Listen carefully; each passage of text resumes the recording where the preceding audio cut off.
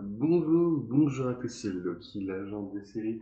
Et c'est un plaisir immense que de nous retrouver aujourd'hui, tous ensemble, pour la critique de l'épisode 4 de Loki, qui est juste formidable. Et là, en fait, je suis dans une extase incroyable, pour plusieurs raisons. Trois raisons, en fait. La première raison, beaucoup de choses que j'avais dit la semaine dernière, en théorie, se sont réalisées. Et ça, pour mon ego, ah, c'est bon quand même. Ah, c'est sacrément bon. Deuxième chose, ah, l'épisode 4 de Loki était juste fantastique et il mérite une critique vraiment fantastique. Vraiment, j'ai jamais vu meilleur épisode. Là, faut être clair et honnête. Et troisième chose, en fait, vous avez vu que j'ai une page Instagram, évidemment, et j'ai mis du coup un avis du film, hein, Hitman and Bodyguard 2. Et voilà, il se peut que l'actrice Gabriella Wilde ait liké mon post. Enfin voilà, c'est pas de vantardise. Ce que je vous propose, c'est de commencer maintenant. Hein, d'un coup à durer. N'hésitez pas à liker la vidéo si elle vous a plu, à poster un commentaire pour en parler dans les commentaires. Et on commence tout de suite par la première partie. Donc, ouais, les amis, on va commencer par parler de Sylvie. Sylvie, Loki de tir, la Lady Loki, appelez-la comme vous voulez. J'aime beaucoup, au final, je me suis attaché à Sylvie, enfin, je veux dire, au pseudonyme Sylvie. C'est vrai que l'appeler Loki pourrait prêter à confusion, le fait de lui donner un autre prénom est pas mal du tout. Après, ça peut prêter à confusion pour l'enchantresse aussi. C'est pour ça que il y a quand même des petites douilles dans le coin. On va commencer par l'enfance de Sylvie, qui donc était montrée, enfin l'enfance très rapidement, hein, elle vient vraiment d'Asgard, et elle s'est fait du coup arrêter par la TVA, alors on ne sait pas encore pourquoi, hein, Ravonna, la connasse du moins, excusez-moi, a dit que du coup elle ne se souvenait plus. Alors, ça fait un peu classique, je pense qu'elle s'en souvient et qu'elle ne veut pas le dire. Voilà, c'est mon avis. Alors du coup elle est arrêtée par Ravonna et elle a couru, alors on n'a pas la durée pendant laquelle Sylvie s'est échappée. Ça m'étonnerait qu'elle ait 1500 ans comme Loki, parce que ça ferait 1500 ans de course quasiment. Et là, quand même, pas déconner, mais 1500 ans, je trouve ça beaucoup. Je J'ai supposé qu'au minimum, ça ferait 17 ans, en comparaison de les deux actrices qui l'ont incarné. J'aurais dit que ça ferait minimum, on peut supposer 17 ans de course, en supposant que Sylvie est un âge normal. Après, je veux dire, c'est pas déconnant qu'elle ait un âge normal, mais je sais pas, en fait, il y a beaucoup de choses qui me poseraient des problèmes, donc je sais pas, moi, un minimum, je lui donnerais, voilà, donc environ 17 ans de course, ce qui serait déjà énorme, c'est-à-dire chaque jour, là où la TVA remarque, dès qu'il y a un problème dans le Nexus, donc le temps qu'elle réalise ça, chaque fois qu'elle changeait d'endroit, tout ça, non, franchement, je vois bien un truc comme ça. Voilà. On voit que le personnage, du coup, est totalement détruit par la TVA. Elle-même, elle en est vraiment. Je veux dire, le fait qu'elle veuille détruire la TVA nous le montre déjà, mais les échanges qu'elle a, avec notamment Ravonna plus que les autres, parce que on reviendra sur Hunter B15, mais l'échange qu'elle a avec Ravonna montre qu'elle est vraiment détruite par la TVA, qu'elle regrette toute cette partie de la TVA, et qu'elle aimerait du coup que jamais ça ne soit arrivé. Voilà. Par rapport à Sylvie, une dernière chose, c'est qu'elle se bat mieux que Loki. Alors, c'est pas étonnant, on en a parlé un peu avec Hugo parce que sachez que Hugo m'a énormément aidé à faire la vidéo. Alors, dit comme ça, c'est pas. Mais il m'a vraiment aidé. Je veux dire, il m'a donné des trucs à dire, il m'a donné des informations, il m'a aidé à en trouver des informations sur des choses à dire. Donc je le remercie évidemment si jamais il regarde la vidéo. En fait, lui, il s'en est rendu compte au moment où, là où Sylvie, elle dépop de garde, de garder du temps très rapidement, Loki galère. Ok, moi je me suis rendu compte au moment où lui il demande une épée parce qu'il sait pas se battre à main nue alors que elle peut le faire sans épée, en a strictement rien à foutre. Donc c'est ça qui m'a plus interloqué. Après, ça peut justifier très simplement. Le Loki qu'on a là, c'est le Loki post-Avenger. Donc c'est le Loki du Thor 1, qui s'est pas forcément beaucoup battu sans sa magie, et le Loki de Avenger qui s'est battu qu'avec la pierre de l'esprit. C'est pas beaucoup battu à la main. Hein. Je rappelle que Loki dans Avenger a 20 minutes d'écran, 20 minutes de time screen, comme on dit. Euh, il n'a pas beaucoup combattu les Avengers à la main. Sachant qu'il a combattu dans mes souvenirs Thor, qui lui-même n'est pas un combattant à la main très émérite quand même. Donc, on n'a pas le développement de Thor 2 où Loki va se battre contre des elfes, on n'a pas le développement de Thor 3 où il va passer une semaine sur sa gare pour apprendre à se battre, on n'a pas tout ce développement de combat à la main. Donc, on peut supposer que ce Loki-là, c'est pas forcément ça. Alors que Sylvie, elle ne connaissait pas sa magie au début, et elle a passé beaucoup de temps à échapper à la TVA, donc elle a dû apprendre à se battre à ses dépens, donc elle a dû se focaliser beaucoup plus sur les combats à la main que la magie. Voilà. Donc tout ça pour dire tout ça. Ce que je vous propose, c'est de passer directement à un tout petit truc sur Ravonna tout de suite. Ok, finalement, on va passer TVA et Ravonna, on peut passer directement à la TVA en fait, pour faire deux, trois trucs à parler. Déjà, parler de Ravonna.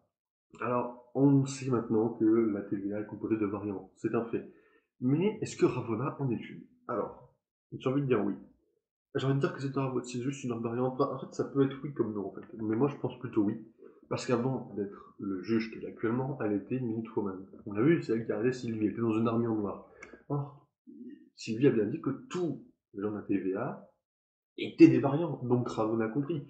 Seulement elle, elle en a conscience, elle le sait, je pense. Ça arrête là. Là où, comme Loki, il commence à travailler un peu pour la TVA, je pense que Ravonna a travaillé volontairement pour la TVA.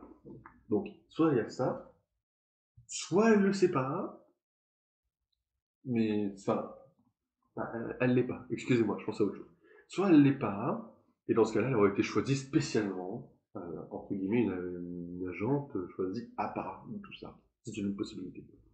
Voilà, donc ça c'est pour Ravonna. J'aimerais qu'on parle aussi des Gardiens du Temps très rapidement, bah, qui est quand même le plus gros plot twist hein, de la série, hein, enfin de l'épisode.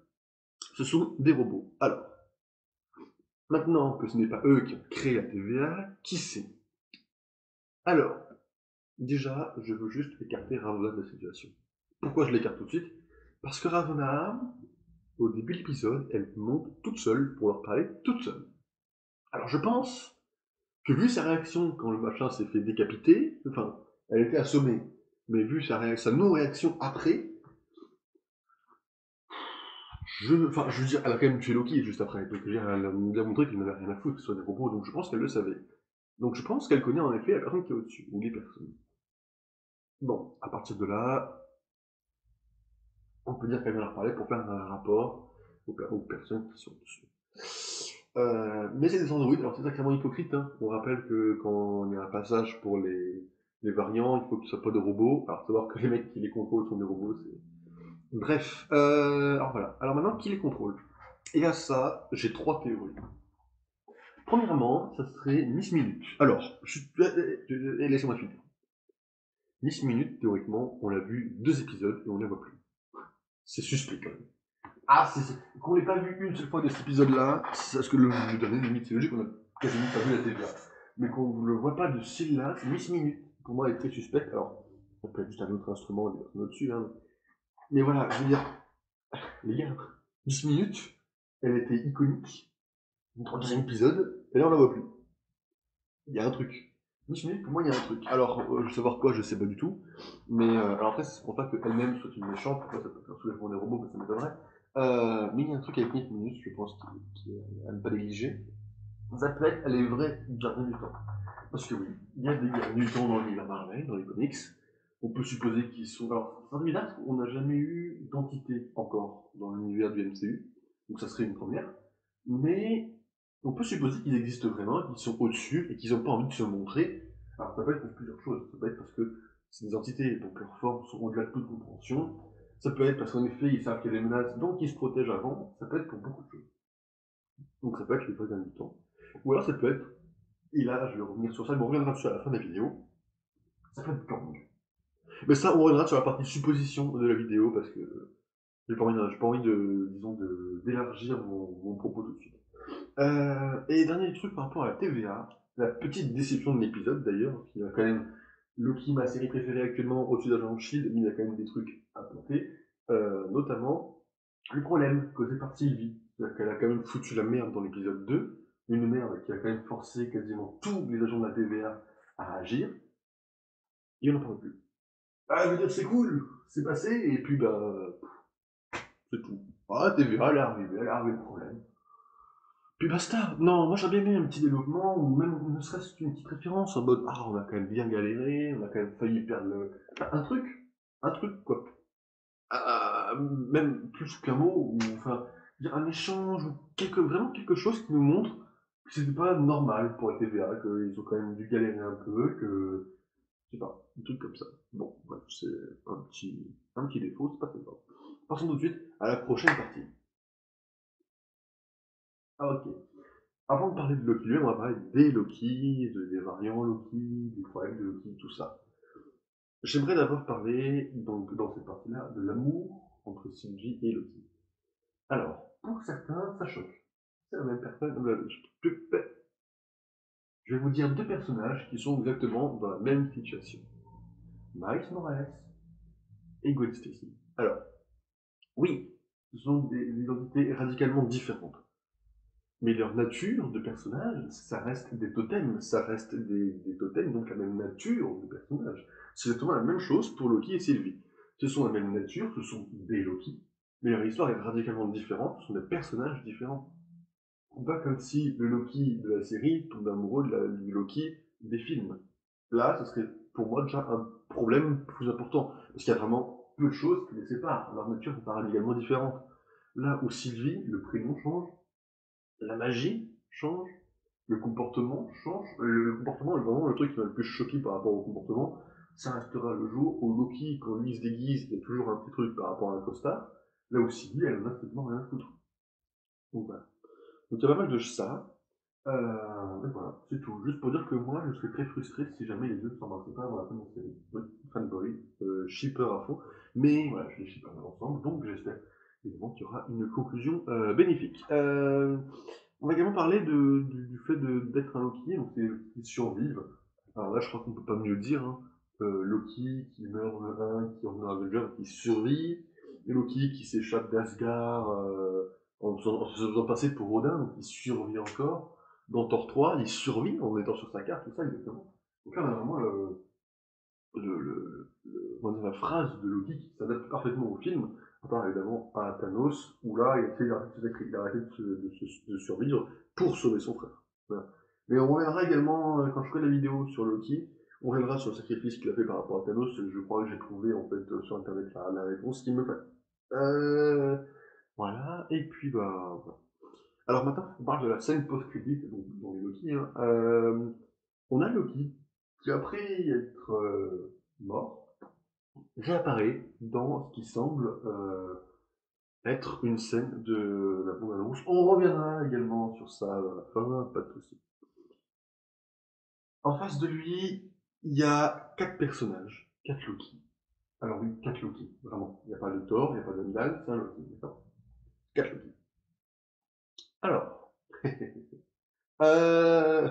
excusez-moi, c'est un peu nerveux. Où est-ce que Loki a atterri? On reviendra dessus à la fin de l'épisode. Là, ce que je veux dire, c'est qu'en face de lui, il y a quatre Loki. Il y a le Loki qui a l'air. Alors, certains disent que c'est un Loki qui est digne.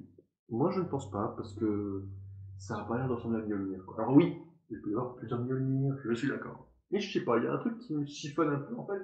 Et je commence à me dire que, bah, peut-être qu'il s'est forgé un marteau. Imaginons Loki jaloux, pour se battre contre Thor, il a besoin d'un marteau.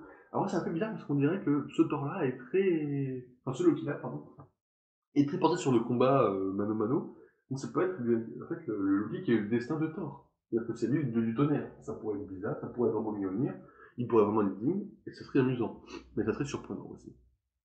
Donc, il peut y avoir de ça. On a également le Loki classique. Alors, moi je suis content, c'est un de mes calls. Voilà, Richard Grand joue le roi Loki. Alors, pas vraiment le roi Loki, enfin ça n'a pas l'air de l'être, c'est plutôt le Loki classique. À voir s'il sera plus méchant que le Loki qu'on a. Si c'est le cas, ça sera le roi Loki. Mais ça se rapproche beaucoup de ça, les deux costumes entre le Loki classique et le roi Loki.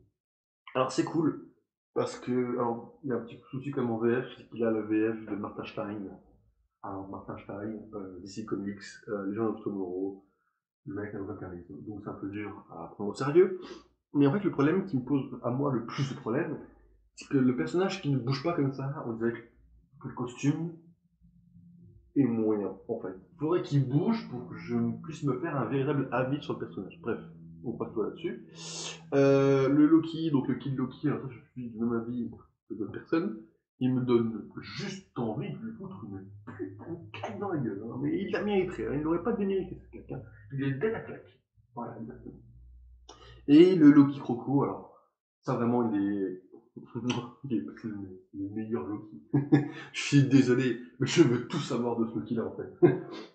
Disney, Loki, je vous demande de tout me dire. Non, mais c'est le meilleur Loki. Alors, faut savoir une chose, c'est que le crocodile a été teasé dans le sachet personnel de Lady Loki, dans les personnages Lego de Disney. Alors, on peut imaginer qu'il va y avoir un lien entre ce Loki-là et la Sylvie, donc comme quoi elle pourrait l'embarquer peut-être, j'en sais rien. Et vraiment, je veux tout savoir de ce Loki-là. Vraiment, jusqu'au bout de ma vie. Voilà. À savoir également que dans les sachets Disney Lego a été teasé le Thor en crapaud, donc peut-être qu'on verra également. Je vous propose de passer au prochain personnage qui va vous plaire tout de suite, je pense, parce qu'on va évidemment parler de. Eh oui, les amis, on va parler de Mobius. RIP Mobius, même si je pense personnellement qu'il a dû survivre. Pourquoi? Loki a survécu, il n'a rien fait de spécial. Mobius a forcément survécu aussi. Mais on reviendra dessus sur ma théorie de où est Loki pour parler de Mobius. Non, là, Mobius, on va parler de quelque chose quand même qui est important, c'est qu'il n'a plus confiance en Loki en début de l'épisode. Et ça, je trouve ça un peu bizarre quand même. Parce que, pour moi, il n'y avait aucune raison de ne plus lui faire confiance. Je veux dire, oui, il le retrouvait avec la variante. Bah ouais, mais c'est tout. Je veux dire, les gars, vous êtes contents, vous êtes là, mais je vous rappelle qu'avant que vous vous mettiez en colère, il y a plein de choses qui montraient que le kit est de votre côté. Je veux dire, ce Loki-là n'a jamais blessé ou tué un agent de la TVA. En effet, quand Loki dit qu'il méritait d'être protégé et non menacé, je suis d'accord avec lui, je trouve pas que ça soit très logique le revirement de la TVA. Après, je trouve Loki un peu dur quand il dit qu'ils l'ont trahi. Parce que la TVA l'a pas trahi, c'est juste Ravonna qui est une connasse et qui, si Loki mourait, il n'en avait rien à foutre en fait. Je veux dire, bof. Ce qui m'étonne vraiment le plus, en effet, c'est vraiment bah ouais, Mobius, mon pote. Sur ce coup-là, au début du jeu, tu m'as un peu déçu. Parce que t'as vraiment perdu toute confiance en Loki, un développement qui avait pris tout un épisode. Je trouve ça un petit peu dommage. Mais, en même temps, quand c'est Loki, on peut comprendre qu'ils se doutent de tout, en fait. Ils ont confiance en rien, ils ont déjà pas confiance de base. Voilà. Bon. Après, on a la discussion Mobius-Ravonna, qui montre que Mobius voit très clair dans le jeu de Ravonna. Alors, ça m'étonne beaucoup aussi parce que il n'a plus confiance en Loki, mais il l'adore quand même. Il adore son Loki. En VF, dans les sous-titres, Hunter Beckens parle de Loki à Mobius comme son chouchou. Alors c'est vraiment amusant, parce que ça, en effet, Mobius adore Loki en fait. Il en est fan. Mais je pense que Loki adore, enfin c'est réciproque, je veux dire. Mais là où je veux dire, c'est que Mobius connaît la vie de Loki au point de lui envoyer l'envoyatif. Si t'as pas regardé la vie de Loki tout en détail, tu le connais pas à ce moment-là, quoi. C'est pas un moment clé, je veux dire. Donc c'est amusant. Donc ils parlent avec Raven, on voit clairement qu'ils sont, alors là, ils sont clairement amis. Ils ne parlent pas de relations passées, alors je peux me tromper sur ça, en effet, c'est étonnant. C'est vrai que je leur aurais accordé une relation passée amoureuse, tellement ils étaient proches, mais vraiment très très proches, vraiment trop proches. Donc c'est une supposition. Mais on voit que Mobius, en fait, Mobius, dans cet épisode, c'est juste un putain de génie en fait. Je veux dire, Mobius, quand on l'a teasé dans les bonnes annonces, quand on l'a teasé dans la série, c'était en mode ah, ça va être un peu Coulson, vous voyez, dans le sens où ça va être un peu l'agent coincé. Non, en fait, Mobius, c'est juste un putain de génie.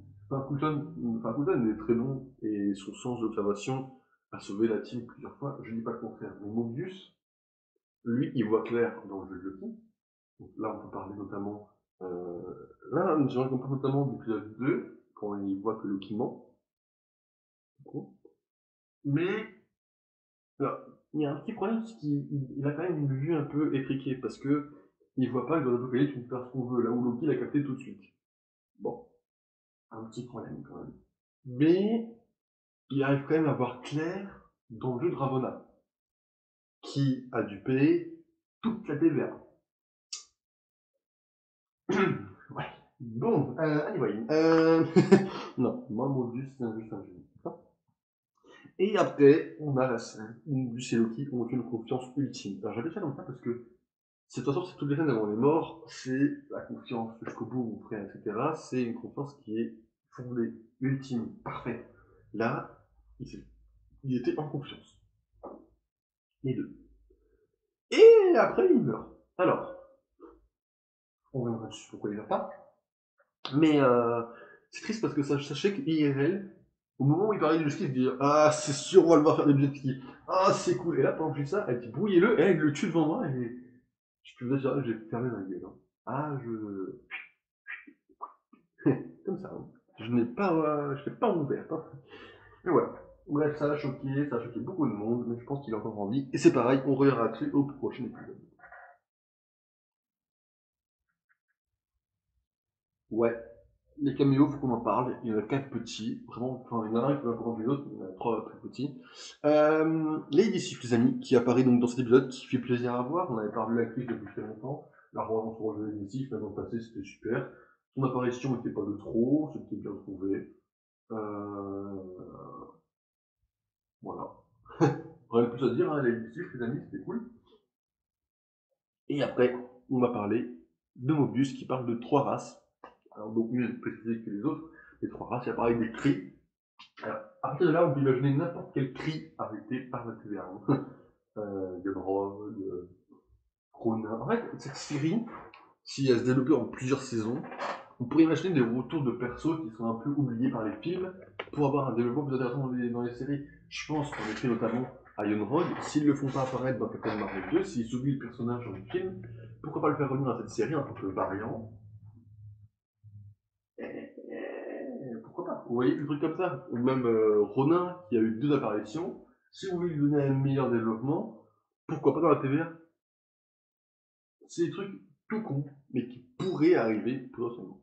Des titans. Alors, les titans, les gens ont beaucoup supposé 2 choses. Que soit on parle de la race des titans, comme Thanos, soit qu'on parle de titans, genre en mode des gens géants. Là, on pourrait notamment penser à des Hulk ou des trucs comme ça. Non, moi je pense qu'on parle de la race parce que Mobius énumère des races, donc pourquoi changer non, on parle de la race des titans. Alors c'est pareil, hein, Thanos dans la TVA, bon. Anyway, on peut supposer que c'est ça, parce que imaginez un Thanos qui ne supprime pas les pierres, du coup. Ce serait contre la TVA en théorie. Eh, voilà. Et après les vampires, alors, dédicace à Ragn, hein, qui est comme un dingue juste pour ce mot-là, hein, dans toute la série. En effet, ça peut teaser Blade. Moi, là, je pense que ça tease rien du tout. Enfin, c'est en mode les vampires existent. Point. C'est juste pour dire ça parce que en fait, les séries Disney, j'ai appris qu'il fallait jamais en attendre beaucoup en termes de personnages. Je veux dire, des caméos, je veux dire, dans le sens où, bah, oui, on va attendre beaucoup de références, etc. Mais regardez, WandaVision, on n'a pas eu beaucoup de personnages extérieurs. Là où Falcon et Winter Soldier, on en avait quand même pas mal, en vrai. Mais Loki, c'est pareil, on n'a pas énormément. Faut pas en attendre énormément. Donc, sinon, on prend les déçus. WandaVision, on a attendu un caméo, 2 caméos quasiment surprise à la fin. On les a pas eu. Faut pas s'attendre à énormément de choses en termes de personnages. Donc, c'est pour ça, en termes de vampire, je m'attends pas à avoir un personnage. C'est pareil. Si, imaginons, un vampire devait devenir avec négligé, je pense notamment à Morbus, le vampire de Sony, il pourra apparaître dans la série. Voilà. Après son film, si jamais il devenait un plus useless ou vestiaire, pouf, dans la TV. Oui, je pense, dans ma tête, je suis en train de transformer la série Loki en genre de Tomorrow. C'est-à-dire que les personnages useless du Arrowverse, hop, voyage dans le temps. À part Constantine, lui c'est le personnage central. Sarah, j'ai appris qu'elle était partie de la série. Ah, c'est une grosse déception d'ailleurs, mais bon, certes. Passons. Passons notamment au prochain truc. Ouais. Ouais, on va parler de l'Hunter B15. Alors, sachez que mon avis personnel sur le personnage, c'est que je l'aime pas, d'accord? Voilà, c'est vraiment le personnage qui n'aime pas forcément Loki. Alors, vraiment, du coup, elle a fait un glow-up dans le dernier épisode, hein, parce que elle commence à défendre les Loki, ça commence à être cool, vous voyez. Faut savoir que je la trouve très courageuse et très intègre dans le sens où elle a laissé Sylvie l'enchanter. Alors, ça fait bizarre, mais elle l'a laissé faire. Je veux dire, c'est cool ça. Je veux dire, à tout moment, elle aurait pu simplement dire bon, tu me casses les pieds, tu vas te faire exécuter, et puis pouf. Non, non. Elle a quand même eu une certaine confiance en Sylvie, pareil que Mobius, au-delà de la TVA. C'est-à-dire qu'elle, depuis des siècles, on lui dit fais ci, fais ça à la TVA, t'as créé, elle dit ok. Sylvie arrive, elle arrive à changer ça. Ça reste formidable, je trouve. Donc voilà, c'est cool. Chasseur Hunter B15 qui a un développement intéressant dans la série et qui mérite quand même sa petite place dans ma critique. Voilà, qui a pris un petit plus par rapport aux épisodes d'avant. Voilà. Allez, tout de suite, prochaine partie. Bon, on va pas y rester des années sur celle-là parce que c'est pas une critique qui mérite beaucoup de choses. Mais la bande son, en fait, j'ai compris pourquoi je ne trouvais pas forcément beaucoup de musique de Loki sur Spotify ou Internet. Parce qu'en fait, la série réutilise énormément la même tonalité, la même bande son, en fait, mais dans différents moments, dans différents tons, ce qui donne différentes ambiances, en fait. Et c'est cool. C'est putain de cool, en fait. Il n'y a que Loki, ça a la même musique, donc ça économise du budget, mais dans plusieurs tons, ce qui donne plusieurs ambiances, ce qui met la série très bien, en fait. Voilà. Non mais c'est tout, c'est tout. Allez, t'es bien parti dans la supposition maintenant. Ok. Évidemment, la série s'appelle Loki, je vous l'ai déjà dit, on va parler de Loki, sinon c'était pas logique. Loki, là j'aimerais revenir sur deux, trois choses. C'est que on voit pour la première fois qu'il tient à quelqu'un autre que son frère ou son peuple. Alors même, je dirais même plus qu'il tient plus à Sylvie qu'à son peuple. Parce que vous voyez, dans la scène de l'épisode 2, où Loki lit des dieux sur le Ragnarok, il va avoir des larmes, il va sortir super triste. Son peuple est mort, il y a des millions de morts, etc. C'est super triste. Mais devant Mobius, il le cache à la perfection. Vraiment, à la perfection. En mode, oui, ils sont tous morts. À petit moment où il va rester quand même impassible, il y a un petit moment de pause, et juste après, pouf, il y retourne. Ok. Vous voyez là, ok. Là, par rapport à Sylvie, il a voulu faire pareil, mais il n'a pas pu. Donc je pense même qu'il tient plus à Sylvie qu'à son peuple, parce qu'il la connaît plus, il l'apprécie, elle l'apprécie, c'est réciproque, etc. Donc du coup, c'est cool. Il tente même de la sauver en se sacrifiant, entre guillemets. Hein. Mais voilà. Donc là, on voit quand même que Loki tient réellement ses vies, c'est cool. Il y a eu un développement quand même. Là, on a déjà un meilleur développement. Alors, on peut critiquer, entre guillemets, le côté où ils sont beaucoup trop vite rapprochés dans le train. Mais tout ce qui est après le train, si tu comptes le développement d'avant qui est un peu plus long, bah, c'est parfait en fait. Le développement d'après, je trouve parfait. Fin du monde, ça arrive souvent dans le truc. Hein. Donc c'est cool, entre deux, c'est de Loki. Et en effet, ça montre le narcissisme de Loki à son plus haut point de paradoxe. Et c'est cool. Ah, franchement, le narcissisme de Loki montré comme ça est tout à fait génial. J'adore Mobius qui se fout de sa gueule, quoi. Et c'est juste épique. Par contre, le fait que ça crée un Nexus, on n'avait pas forcément présagé quelque chose de bon, parce que si ça crée de la merde, alors faut se faire après qu'on reviendra sur qu'est-ce qu'il y a au bout de l'éternité temporelle. Mais sachez que si le flux temporel est quelque chose qu'il faut absolument préserver, ça va être la merde, parce que ça voudrait commencer à dire que Loki et Sylvie pourraient pas être ensemble. Bref, anyway, voilà ce que je pense. Et évidemment la mort de Loki qui a un parallèle avec la mort de Vision, hein, très clairement, et ça, on apprécie. Tout de suite, du coup, les appréciations pour le futur. Ok. Là, on a déjà beaucoup plus de choses à dire. Déjà, où est Loki? À New York. Ah bon, c'est clair, net. Dans la scène, on voit clairement derrière la tour des Avengers. Quand on regarde la bande-annonce, on a la tour qui est dans le même état et Loki qui est à New York. Une New York dévastée, une New York ravagée, mais à New York. Alors, où il est exactement? J'ai envie de dire dans une prison. Et en fait, j'aimerais même supposer autre chose. J'aimerais supposer que si les gardiens du temps ne peuvent pas tuer comme ça, et je pense qu'ils veulent quand même continuer à tuer. Je vous explique. Imaginez, c'est une apocalypse, qu'à la fin, de toute façon, tout meurt. Donc, où que tu mettes dedans, pas de changement. Peut-être que la TVA savait bien avant que les apocalypses ne changeaient pas le flux temporel. Et si tout meurt, de toute façon, qu'est-ce que ça change? Autant mettre des prisonniers. Alors, dans ce cas-là, c'est bizarre qu'il n'y ait que des Loki. Autant mettre tous les prisonniers. Mais bon, on peut supposer que... Ah, blablabla. Bon. Donc moi, je pense que c'est une prison de Loki. Donc, il n'y a que des Loki. Et puis l'Apocalypse va les tuer. Voilà. J'ai pas été chercher loin quand même. Mais sachez que c'est ce que je pense. Ouais. J'aimerais également quand même sur cette scène. Alors là, Hugo, merci beaucoup, tu m'as juste sauvé ma vidéo avec cette scène-là. Cette scène-là et cette scène-là, qui vont apparaître à l'écran, qui vont être quasiment les seuls montages de la vidéo. Vous voyez pas un truc qui vous choque? Ah, excusez-moi mes amis, mais le plafond est le même. Donc là, cette image qui vient de la bande-annonce et qui nous montre Loki Thor qui est en train de défoncer des gens avec Loki derrière, qui a son costume normal et le toit comme ça, et la scène juste à côté qui a le même toit mais qui est Loki président. Dans le prochain épisode, on a Loki président. Bref, anyway, ça c'est cool. Bref, voilà. J'aimerais également qu'on parle très rapidement de la bande-annonce. Enfin, un dernier truc. Loki, quand il est président, à gauche de lui, on a un Loki qui ressemble au Loki, espèce de druide dont je vous avais parlé. Peut-être qu'en effet, Loki est président du coup des vrais Loki, c'est possible. C'est très amusant aussi. Et c'est expliqué pourquoi tout le monde le trahit. Bref, ok, donc il y a tout ça. J'aimerais quand même sur la bande-annonce très rapidement pour deux trucs bien spécifiques, donc trois trucs bien spécifiques. Premier truc, dans la bande-annonce mid-saison, on a un bateau qui apparaît avec une nom 173. Hugo l'a trouvé pour moi, c'est un boss.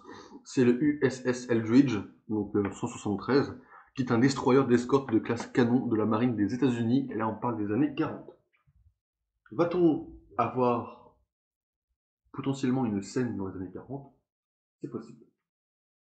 Ou alors un bateau qui était dans l'eau depuis les années 40 qui est remonté dans les années 60. C'est possible aussi. Parce que là, on voit que le ciel, dans le moment où on parle du bateau, le ciel est le même que celui où il est sur New York. Voilà. Donc tout ça. Et évidemment, le meilleur pour la fin, tout ce qui concerne la TVA et encore Kang. Faut que je vous explique beaucoup de choses par rapport à Kang. Supposons que Kang dirige la TVA. Je vous en avais parlé tout à l'heure, je vous avais dit qu'on reviendrait dessus, et c'est le cas. Si Kang dirige la TVA, il y a pas mal de choses qu'il faudrait expliquer. D'ailleurs, on va commencer tout de suite. Les gars, où est-ce que serait la TVA? Vous l'avez vu, si vous avez vu les Watchers déchus, ou si vous avez vu les anciennes vidéos, je ne pense pas que la TVA soit dans la réalité quantique et soit la ville qu'on ait vue dans Ant-Man. Et pourtant, bah ça s'en rapproche. En fait, je commencerais à me dire même que potentiellement la TVA serait la ville qu'on voit dans Ant-Man. Pour des raisons plutôt simples. Genre, si c'est Kang qui contrôle, bah si c'est en effet Chronopolis, s'ils ont fait la même ville pour pas qu'on puisse casser les pieds, ça s'expliquerait comme ça, même si moi je trouverais ça décevant, puisque la TVA et Chronopolis n'ont rien à voir. Mais bon. Mais c'est surtout une phrase de Mobius quand il dit que dans la TVA, le temps ne se passe pas de la même façon. Là où Ant-Man, dans le film, dit que le temps dans la réalité quantique ne se passe pas de la même façon. Bah oui. Bah les amis, qu'est-ce que ça veut dire ça? Ça peut vouloir dire beaucoup de choses. Alors je vous cache pas que je serais un petit peu déçu quand même que ça soit dans la réalité quantique, puisque ça aurait été cool de trouver un autre moyen de voyager dans le temps, un peu meilleur. Ça voudrait dire que euh, ouais, non, pas forcément. En fait, donc ça descendrait un peu le niveau d'intelligence de Tony sans vouloir le dégrader. Attention, je sais qu'il y a des fans puristes de Tony Stark, mais ça veut dire que lui, ce qu'il a trouvé, les autres l'ont trouvé depuis très longtemps. Enfin, voilà. Donc des trucs comme ça. Mais également, bon, Kang, quel est son but de conquête?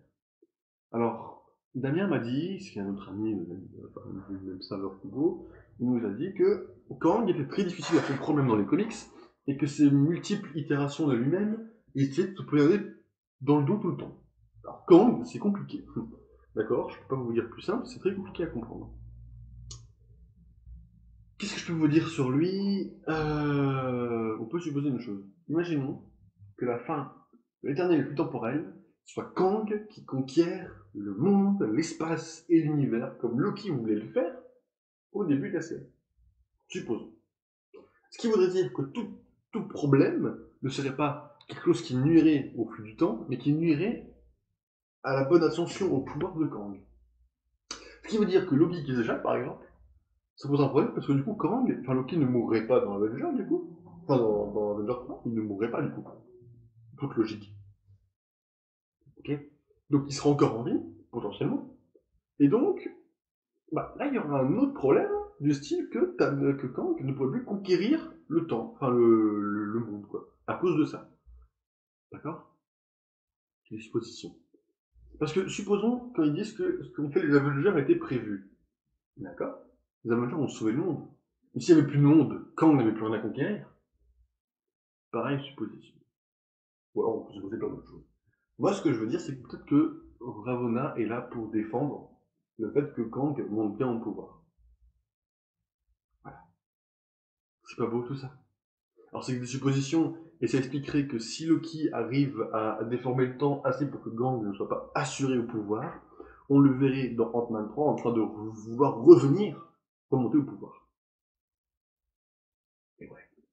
Ou alors, peut-être tout simplement que Kang il va être dépeint comme un gentil au début, et qu'il va venir vite dans Ant-Man parce que la TVA aura changé, que Kang devra simplement s'occuper des Avengers pour avoir déformé le temps. Bon bah voilà, ça peut être ça aussi. En fait, ça peut avoir plein de suppositions quand on se lance dans plein de réflexions. Mais sachez que voilà, c'est à me penser profonde.